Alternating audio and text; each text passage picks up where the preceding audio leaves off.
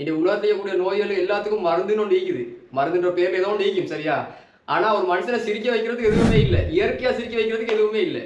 அப்ப அந்த வகையில தான் இஃபாம் பிரதர் டிக்டாக் பேஜ் ஒன்று இருக்குது அவரோட இஃபாம் கலான்னு சொல்லி.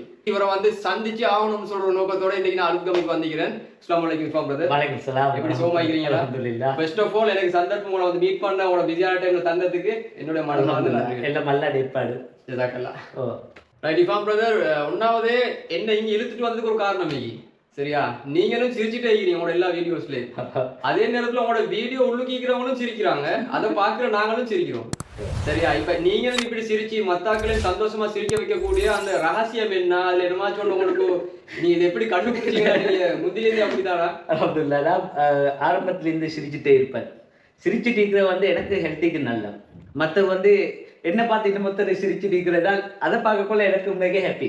இதுக்காக இந்த காரணத்தால நான் சிரிச்சுட்டு இருக்கிறேன். சிரிச்சுட்டு இருந்துச்சுனால் பாருங்க லைஃப்ல எல்லாம் நல்லவா நடக்கும். இப்ப எங்கட இஸ்லாத்துல கூட செல்லிக்கு இது வந்து எங்கட பாஷையில சொல்ல பிரச்சனை இல்லை.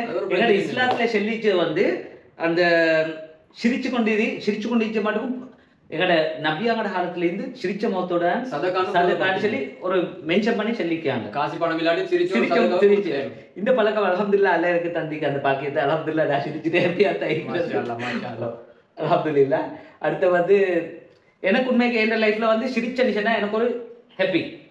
சிரிச்சுட்டு வாழக்குள்ள எனக்கு ஒரு நோய், இந்த நோய் டேப்லெட்ஸ் அது இது நான் யூஸ் பண்றது கவலையில கூட சிரிச்சதுக்கு தான் ட்ரை பண்றேன். அதனால அல்ஹம்துலில்லாஹ் அது பெரிய பாக்கியம். இன்னைக்கு ஈயக்கூடிய ஆகக்கூடிய நோய் வந்த ஆக்களுக்கு டிப்ரெஷன் சரியா? அப்ப அந்த டிப்ரெஷனுக்கு மருந்தே சிரிக்கிறது. சிரிச்சா டிப்ரெஷன் போகும், மன அழுத்தம் இல்லாமே போயிடும். அப்ப நீங்க அப்படி ஒரு மருத்துவ ட்ரீட்மெண்ட் தான் ஆக்களுக்கு இலவசமா கொடுத்துருக்கீங்க. ட்ரீட்மெண்ட் உண்டு. எங்களோட இஃபாம் பிரதர் சேனலுக்கு டிக்டாக் நான் கீழே இந்த வீடியோல லிங்க போடுறேன், பேரை போடுறேன், கட்டாயம் நீங்க போய் பாருங்க இன்ஷா அல்லாஹ். மற்றது இஃபாம் பிரதர் உங்களோட எல்லா வீடியோஸ்லயும் வந்து நீங்க அஸ்ஸலாமு அலைக்கும்னு தொடங்குறீங்க ரைட்? வீடியோ எண்ட்ல வந்து வஸ்ஸலாம்னு முடிக்கிறீங்க. இது உங்களோட ஒரு ஸ்டைலா இல்லாட்டி அது ஏன் அது அப்படி? அது வந்து என் பழக்கத்துல வந்தது. நான் ஸ்கூல் காலத்துல கூட என்னமாவது ஒரு நிகழ்ச்சிகளுக்கு ஈடுபட்டால் நான் வஸ்ஸலாத்து தான் முடிப்பேன். அது என்ன பழக்கத்துல வந்துட்டேன். அல்ஹம்துலில்லாஹ் உண்மைக்கு அது வந்து இன்றைக்கு ட்ரெண்ட் ஆகி எத்தனை பேர் வஸ்ஸலாத்துல முடிக்கிறாங்க. அது ஒரு அல்ஹம்துலில்லாஹ் ஹாப்பி. சலாத்துல தொடங்கி வஸ்ஸலாத்துல முடிக்கிறேன். இதான் என் பொலிசி. மாஷா அல்லாஹ். அல்ஹம்துலில்லாஹ். மற்ற வந்து நான் இது வந்து எங்கட சமுதாயத்துக்கோ ஊருக்காக வேண்டியதில்லை. என்ன பேச்சு முடியக்குள்ள வஸ்ஸலாம் வரணும். அது வந்து எங்கட இஸ்லாமிய முறைப்படி சலாத்துல தொடங்கி நான் வஸ்ஸலாத்துல முடிக்கிறேன். இதான் என்ன பழக்கம். அல்ஹம்துலில்லாஹ். இன்ஷா அல்லாஹ். இன்னைக்கு உங்களோட அந்த பழக்கத்தை நானும் யூஸ் பண்ணுவோம், அதை நானும் பழகிக்கொள்வோம். அது நன்மையும் அவருக்கு போகும், எனக்கு ஒரு புதிய தன்மையோடும் வந்ததா இருக்கும். இன்ஷா அல்லாஹ் ஹாப்பி, சந்தோஷமா இருக்கு. இஃபாம் பிரதர் உங்களோட ஃபாலோ பண்றவங்க டிக்டாக்ல ஃபாலோ பண்றவங்க வந்து ஸ்ரீலங்கால மட்டும் இல்ல, ஃபாரின்ல இருக்கிற தமிழ் பேசக்கூடிய மக்கள், அது இலங்கையர்கள் மட்டும் இல்ல, இந்தியா மலேசியா நிறைய பேர் வந்து உங்களை ஃபாலோ பண்றாங்க. அது எனக்கு நல்லா தெரியும் சரியா? அப்ப நீங்க அவங்களே சிரிக்க வைக்கிறீங்க. அவங்க சிரிக்கிறதுக்காக வேண்டி இப்ப ஃபாரின்ல இருக்கிறவங்களுக்கு தெரியும், நீங்க இது பார்த்து ஒரு ஷோ ஆயிக்கும், அங்க போய் பார்த்தா தான் தெரியும் அவங்க எவ்வளவு கஷ்டத்தோட மன அழுத்தத்தோட வாழ்றது. அவங்க உங்களோட வீடியோஸ் வந்து விரும்பி பாக்குறாங்க சரி? அது அப்படிங்கிற நேரத்துல எனக்கு அந்த விஷயம் என்னன்னு சொன்னா, நீங்க இந்த டிக்டாக் வந்து ஃபுல்லா கண்டினியூ பண்ண மாட்டேங்கிற மாதிரி ஒரு செய்தி வந்து, அதாவது பிளாக் பண்ண போறீங்கன்னு சொல்லி நீங்க டிக்டாக்ல இருந்து லீவ் ஆக போறீங்கன்ற ஒரு மாதிரி ஒரு விஷயம் இல்ல. உண்மையிலே வந்து நான் அந்த ஐடியால தான் இருக்கிறேன். 1 இயராக அந்த ஃபீல்ட்ல நின்றேன். நிக்கக்குள்ள நான் இப்ப வந்து அந்த டிக்டாக்கு எடிட் ஆகிட்டேன். டிக்டாக்கு எடிட் ஆகிட்டேன். என்ன இப்ப என் ஒரு வீடியோ சில நேரம் எந்த ஒரு வீடியோ நான் வெளியாக காட்டி மிச்சம் மனுஷன் எங்களோட சமுதாயம் வந்து எதிர்பார்த்து வந்து எனக்கு பேசுனலா கால் பண்ணி கேட்பாங்க உங்களோட வீடியோன்னு வரலன்னு. உண்மைக்கு அதை கேட்கல அல்ஹம்துலில்லாஹ் அல்லாஹ் எனக்கு இவ்வளோ ஒரு ஷரத்தோட சேர்த்து வச்சுக்கு நிற்கிறதுக்கு தான் ஐடியா நிப்பாடுத்தான் ஐடியா ஒன்று எடுத்தேன். அதுவும் நான் பார்த்தேன் இன்ஷா அல்லாஹ் ஃப்ரைடே எவ்ரி ஃப்ரைடே வந்து ஒரு வீடியோ நான் போடுறேன், ஜும்மா முபாரக்னு சொல்லி. அதே மிச்சம் பேர் எதிர்பார்த்து உங்களை நம்பி உங்களை அந்த அந்த சந்தோஷத்துக்காக வேண்டி சிரிப்புக்காக வேண்டி சப்ஸ்கிரைப் பண்ணவங்களும் ஏமாத்திர மாட்டாங்க இன்ஷா அல்லாஹ். நான் எவ்ரி வீக் வந்து கொஞ்சம் கொஞ்சமாக தான் நான் நிப்பாட்டுறதுக்கு ட்ரை பண்ணேன். இப்போ கூட நான் மிச்சம் வீடியோ போடுறதில்ல.